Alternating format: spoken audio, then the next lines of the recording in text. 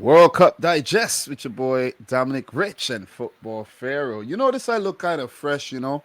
I took some time today to give myself a little grooming, personal care, you know what I mean? Because I thought the Argentina Australia game was gonna be like whatever. So while I was doing that, while I was watching that game, I was, giving myself a little personal grooming. But then I had to stop and like focus because Australia started to fight back. You know what I mean? Oh no, the World Cup heard your complacency. I know. But look, formality today. We expected both teams to go through where they would meet each other in the quarters. Netherlands 3, USA 1, Argentina 2, Australia 1. How you feel about the USA getting knocked out? Are you sad? Of course, I'm sad. Um, I think for the most part, of course, we didn't enter this game as favorites, and I think in this match more than any other, yet again, this team showed its naivety, and it showed that its inexperience on this grand stage. And I think that this was a case largely of Berhalter getting outcoached by Louis van Gaal. And Louis van Gaal even said in the post-match that the U.S. did not adapt to the game, and they allowed us to have so much possession, knowing that we were not going to do much with the ball. We couldn't finish any chances we created. And what's really interesting is the fact that they punished us in key areas of the pitch in identical ways, because the first two goals were like mirror image reflections of each other. Yeah. If you notice that. Yeah. And I think I actually wrote that down right here in the Wow. book. I literally wrote it down. The first goal and the second goal. The second goal is a mirror image of the first goal. Yeah. And I think that, like,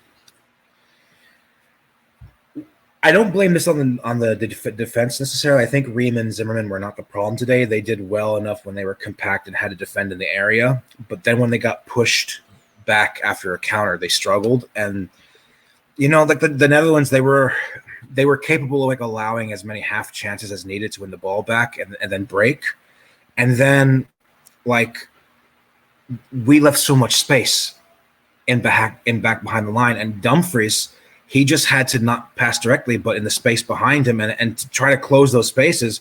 We tried to make the field of play like more narrow, Dom, but with our backs crowding the box, and that led to Blind and Dumfries being free and unmarked, and that resulted in the third goal. And like you said, that third goal we conceded, that was when we had to go for it, and he was by himself. Yeah, the players switched off. They switched off. Ball watching.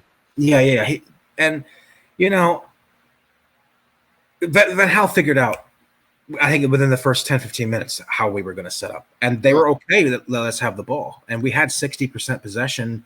We even had more shots on target and chances created. But it's just the same problem that was plaguing us heading into this tournament. We don't have a pure striker that can finish those freaking chances. Yeah. So the thing is, right, the way I put it, the USA are like a young gazelle. Yeah. Naive. They don't know the dangers of the wild, grazing, chasing a butterfly. And the lion is just there. The Dutch. They're just there. They're walking around. They're watching the gazelle. They say, okay, lad, do your thing, man. Do your thing. You know what I'm saying? I'm not even ready, because I know when I'm ready, I'll get you. And that is exactly what happened. When Christian Pulisic had that chance, whereas if the gazelle had that chance to run away from danger, but didn't take the chance, that was a golden opportunity to go 1-0 up and put a lot of pressure on the Dutch, because that would have sent their game plan, that would have just get rid of their game plan, because now they would have to switch up early in the game and, adapt. But the chance was missed, and you have to give credit to Noppert, because I mentioned, and I don't know how many people mentioned this. This is also part of Louis van Gaal's master plan, because to bring in a goalkeeper that no one probably analyzed, because they thought he would have never played. He made 4 caps. He has 4 caps all came at the World Cup. I'd never even heard of the player before. And the thing is, why I say sometimes we can't be too harsh on Berhalter, because when Van Gaal does things like that, it's looked as okay, wow, masterclass, because it worked. What if it didn't work? People would have said, why not play pass fair in goal? Why not take someone else? You see? So when Berhalter does something like, okay, bring in Jesus Ferreira, I knew he would have brought in Ferreira. Because that would have give them an element of surprise. But the only thing is Ferreira did absolutely nothing in the game. You see? But kudos to Van Gaal for using no Pertin goal. He's been massive for them with some brilliant saves, some really good decisions as well, man. So, look, it was men against boys on the day. Let the boys run around, have their fun, and then when the men have the ball, they scored, basically. I think that it was definitely a coaching mismatch, but like I think Berhalter has to get some blame here. I mean, for example, like he finally brings Reina on the pitch and he plays him out of position 75% of the time. And I know you were singing Haji Wright's praises in the last time we talked about the U.S. Besides that fluky goal that we scored, that weird like deflection, his touches were slow. He should have actually. Remember when he had that gift and he had a heavy touch? Yes, he took one. That should have been put away as well, man. And the thing is, like, I wasn't against him being called up for this World Cup like a lot of other U.S. fans were, but I was curious as to why he got a call over Jordan Pefok, considering what Pefok was doing over at Union Berlin earlier this season. So Pefok should have been in the team. Yes, should have been in the squad. Yeah, for sure. And I won't take the goal away from Wright. I mean, we were on the attack at that point. We were putting Netherlands under a lot of pressure. And then that sucker punch at the end from Dumfries. But Dumfries was good, man. He was damn good. He was. And the Netherlands, they sussed us out within the first 10 minutes of this game. And I just feel like at the end of the day, before we move on, like, I'm not like one of those people that are just live to hate on Greg Berhalter. They go, no. But I think we got out of the group purely on our talent. And if you look at how our finish was compared to past World Cups, it kind of looks a little bit like 2010. We drew the first two games, narrow win in the final game, go out in the round of 16. Another round of 16 exit. That's now 3 out of 4 for the U.S. Can this World Cup be viewed as a success? I think yes. Definitely. I'm not like a delusionally negative. It's a success because we looked horrible 2 months, like those last few friendlies and heading into this tournament. So yeah, we got out of the group, and it's something to build for 2026. But it leaves you feeling we could have done more. We could have maybe topped the group. If we held on for that win against Wales, we probably could have should have beaten England. We maybe were on the other side of the bracket playing against a still very strong Senegalese side, but not the Netherlands. Yeah, but the thing is, the U.S. didn't finish off their chances, man. And that's the thing, yeah. And the Netherlands have finished off their chances. And you realize when they need somebody to step up, someone did. In this game, it was Dumfries. Previous games, it was Cody Gakpo. Memphis getting on the score sheet does well for his confidence. Look, Blind stepping up to score. You know what I mean? So you have outlets all over the field. But for the U.S., who's stepping up? Who's taking their chances when the chances presented themselves? Not anyone.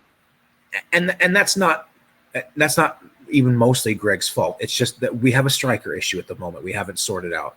It plagued us before the tournament, and it haunted us all throughout, and that's why we're bowing out of this competition. If Pulisic is a bit more clinical in that 1v1, or you have someone there that's in that situation and they net that, the entire game goes up in the air. Yeah. So, and there's been so many times Pulisic take a shot and it's just like this weak little shot where the ball just rolls to the keeper. And I'm like, come on, man, what's going on here? That, and also, is it just me, but this is too, his corner kicks and set pieces in this tournament were weak. Bad. Yeah. Like, I don't think he had a single corner in this entire tournament. He took about 6 or 7 of them. I don't think he had a single one that got past like the first post. Okay, here it is. Great point. The U.S. hired a set piece coach.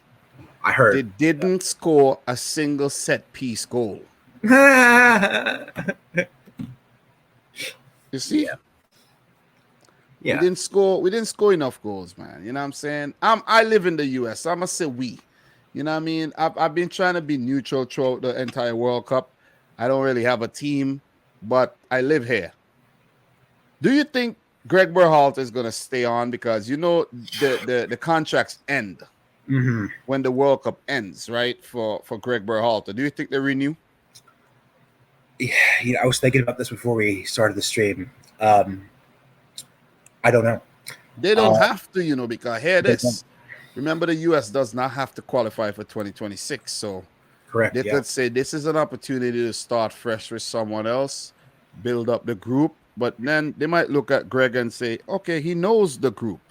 Leave him in charge to let that group continue to mature under his watch.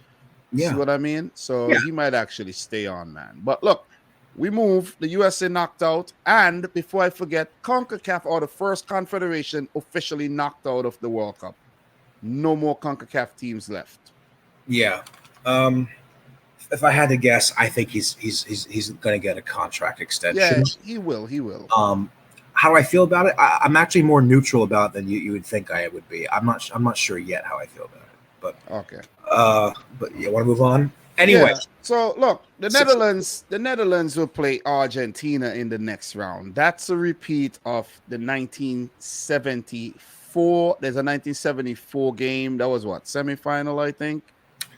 There's a 1978 final for sure. So the Netherlands won that 1974 match, right? But then Argentina won in 1978 and won the final. In 1998, the Dutch responded by beating Argentina. And then in 2006, I think, there was a draw. In the group stages, yep.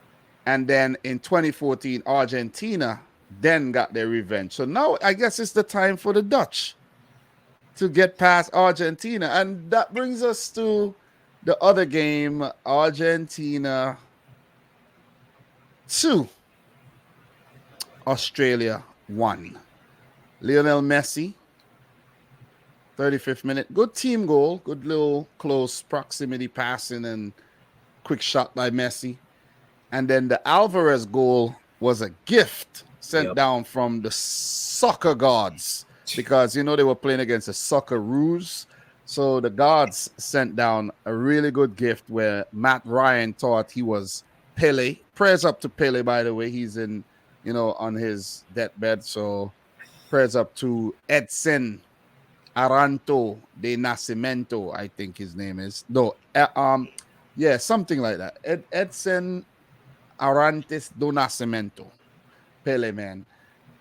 Goat, one of the goats.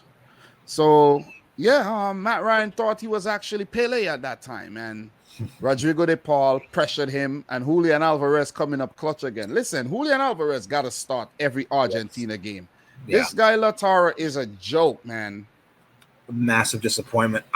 He had so many chances. Yeah, and that's why the scoreline was a bit flattering for Australia, because like midway through the second half, Argentina could put this to bed 3-4-0. Exactly. And it was disappointing because I had Lautaro Martinez. I had him as my golden boot winner for this. Wow. Yeah. No goals yet. No, he's laid a big fat goose egg. Yeah. And I agree with you. I think Alvarez can play the full 90. I think the reason maybe he was subbed today was because he was pressing all the time. For which he got rewarded with the goal. But, I mean, I guess the Netherlands and going forward, I think he's earned a spot. Yeah. But, look, even though we thought the game was going to be a formality, easy win for Argentina, Australia did put up a good fight. They were pressing, you know, they were compact. They frustrated Argentina. Argentina didn't have a lot of chances, you know, even though Australia only had like one shot like for most of the game, then they fought back and they got that goal. And Yeah. Enzo Fernandez, that was Goodwin, I think, with that shot, and Enzo Fernandez, deflected it into the back of the net. And I did mention that in my preview. I said, you never know. Australia just have to try. You could hit a shot, it gets deflected, goes in. You could end up winning the game like that. The opposition could try and don't score. But I'm telling you, if Aziz Behich had scored that goal, oh Woo! my God, Lisandro Martinez came up with a massive tackle. That Yeah. would have been better than that Saeed Alawiran goal from 1994 for sure, because he just was sending players there. Otamendi came in, he went the other way. And look, Argentina's defense, questions were asked today, and they look a bit suspect. Otamendi, mistakes were made. Romero, even in the first game against Saudi Arabia, they look a little suspect there at times. When you test their defense, when you put Argentina's defense to test, they look shaky. Yeah. You know what I'm saying? Yeah. I saw that incredible run from Behich too. He went around like 3 or 4 different Argentine defenders, and I think Argentina wasn't expecting in that moment, because it looked like maybe he was thinking about having a shot distance, or like maybe he was going to lay it off for somebody else. But if that was a goal, it would have been one of the goals in the tournament. And you saw like Graham Arnold on the sidelines was like, and like I think Australia for the most part, the first half, like they played a good game, because I noticed that too. Like, is it just me? Like the tempo of the first half was really like before Messi scored, it was really dead. Like it was like what's going on here, man? Like. And Australia was like shutting down any preventing Argentina from getting any rhythm. Exactly. Going. And they were winning set pieces, and those aerial battles, they were giving Argentina some worries there. Bro, the goal was a quick pinball type goal, like doop doop doop bam, Messi. You know what I'm saying? So you have to be fast to break down, teams like Australia, who are very gritty, dogged, tenacious. And they fought very well at the end. I'm telling you, if that shot from Garang Kuol had went in, this kid would have been somewhat of a national hero. Do you know he's the youngest player to feature in the knockout stage of a World Cup since Pele?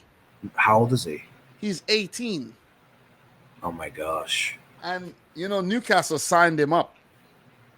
So he's a Newcastle player. He's got talent. Yeah, and that's the thing.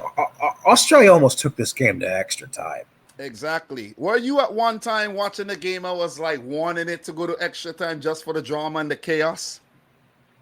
Partially, yeah, because I thought that Australia had finally like grown into the match for the last quarter of the game, and they were when the full time whistle came, Argentina was kind of like relieved. Yep. And I tell you this now, I think that quarterfinal with the Dutch is a 50-50 call. It is. It is a 50-50 game. And I would maybe even give a slight edge to the Netherlands because of Van Gaal. Maybe. That's the thing, too. That's the thing. Van Gaal becomes that 12th player. You see what I'm saying? Because Scaloni at times looked very shaky, while Van Gaal would be on the touchline showing no emotion at all. Scaloni would start folding up, and and you know what I mean. You could see it on his face. You saw the look on his face a few times. The Saudi Arabia game, and But credit to Argentina for bouncing back and getting all the way to the quarters. You know what I'm saying? At least in the quarters. How do you think Argentina look good enough to go on to win this World Cup, man? Because they'll have to get past Brazil or the Netherlands. Or both, yeah. Likely both, I think. See, here's the thing about knockout football in the World Cup. A lot of teams have won the World Cup scraping their way through games. Yeah. Italy in 2006, coincidentally, against Australia. They needed a penalty to put away Australia. They could have very well been dumped out by Aussie that year. And Spain in 2010, all 1-0. So France at the last World Cup too, like baby step in their way.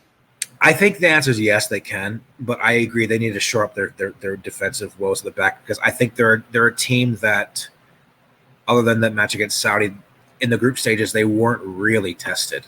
Like Yeah, it was all them having the ball against Poland. Mexico had some moments here and there, but didn't have anyone up top to really threaten them.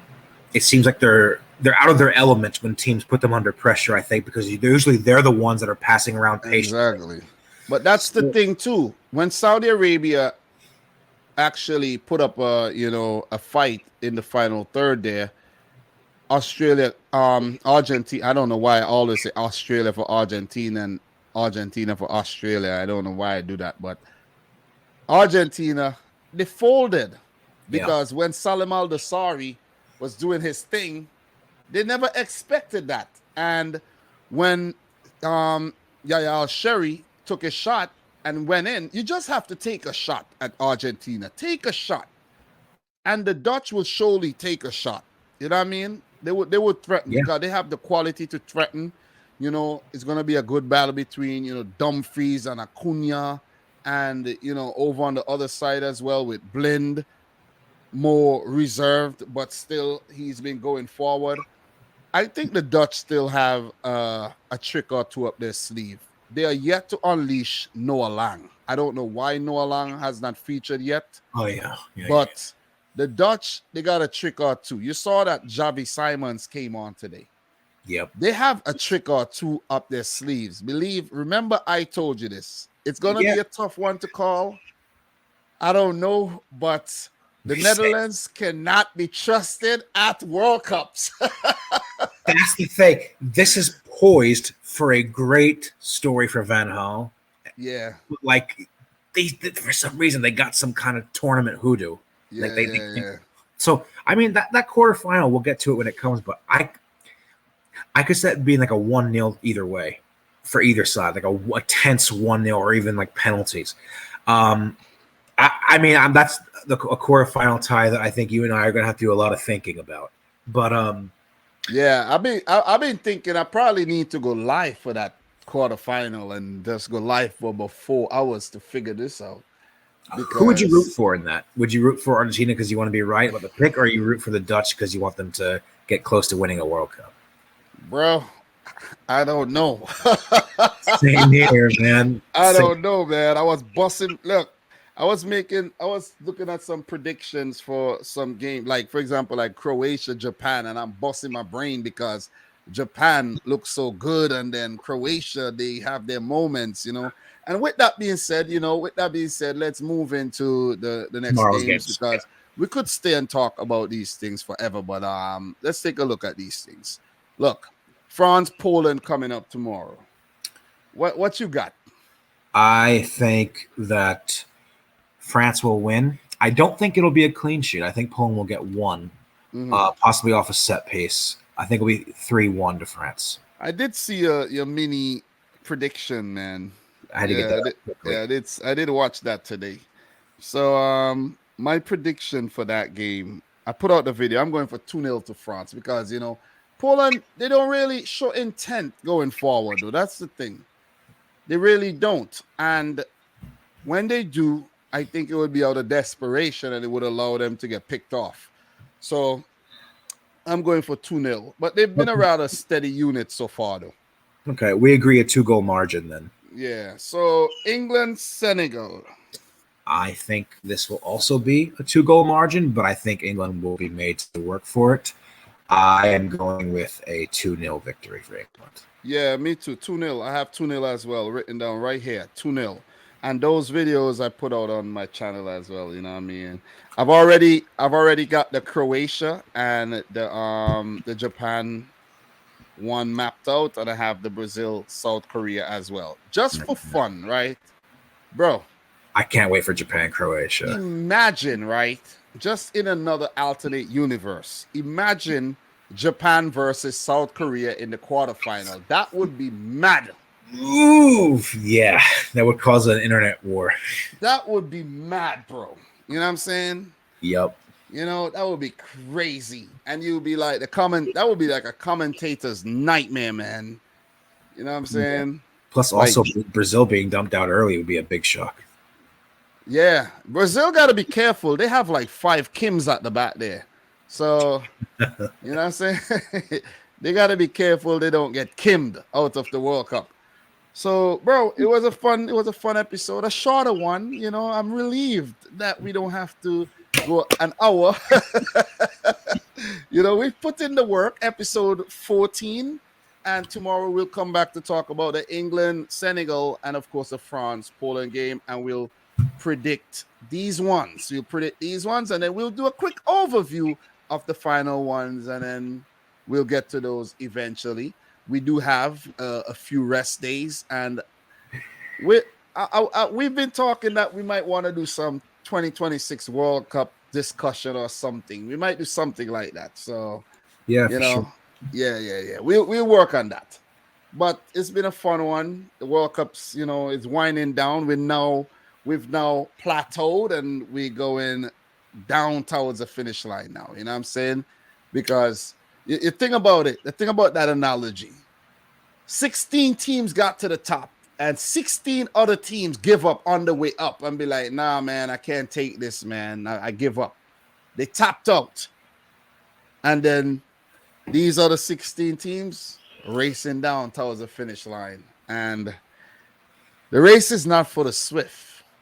No, it isn't. Nor the faint of heart. Exactly. Man, I don't even know, bro. I don't even know who's going to win this. We're now dipping towards the business end of this tournament. Exactly. But And do the honors, bro. Do the honors. so thanks wait. Before you do the honors, of course, outcoached Pharaoh. Oh, man. Do the honors. Yeah. Well, thanks for having me on for episode 14. We should be back for 2 more round of 16 matches tomorrow evening. Hope you guys enjoyed the content. You could find me over on Twitter, Football Pharaoh at Soccer Pharaoh. That's at soccer_Pharaoh. Find me on my YouTube channel, the link in the description below. And hopefully we'll see you soon, God willing. Peace out. Peace.